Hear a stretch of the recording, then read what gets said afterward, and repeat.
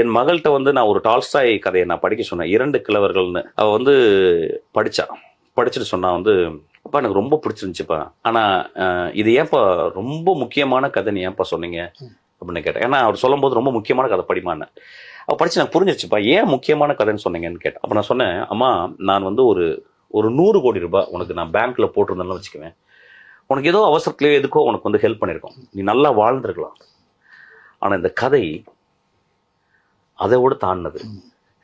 உனக்கு ஒரு 10,000 கோடி ரூபாய் ஈக்குவல் இந்த கதை வந்து உனக்கு வாழணும்னு எப்படி சொல்லித்தரோம், ஒரு காதலனை எப்படி தேர்ந்தெடுக்கணும்னு சொல்லித்தரோம், ஒரு பக்கத்துல வீட்டு மனுஷன் நீ எப்படி வந்து எப்படி பக்கத்து வீட்டு நாயை நீ எப்படி எப்படி நீ வந்து அதை வந்து அதோட நட்பா பழகணும்னு அதை சொல்லித்தரோம். கடவுள்னா என்னன்ற ஒரு பெரிய விசாரணை கொடுக்கும். தான்னா என்ன, சுயம்னா என்ன அப்படின்ற ஒரு விசாரணை உனக்கு சொல்லிக் கொடுக்கும்.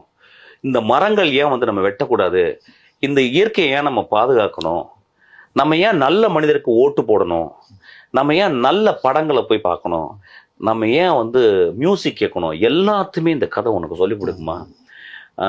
இதுல வந்து கிறிஸ்து மட்டும் இல்லை, இதுல முகமது இருக்காரு, இதுல வந்து குருநானக் இருக்காரு, இதுல வந்து பௌத்தர் இருக்காரு, இதுல வந்து முருகன் இருக்காரு, சிவன் இருக்காரு, எல்லாருமே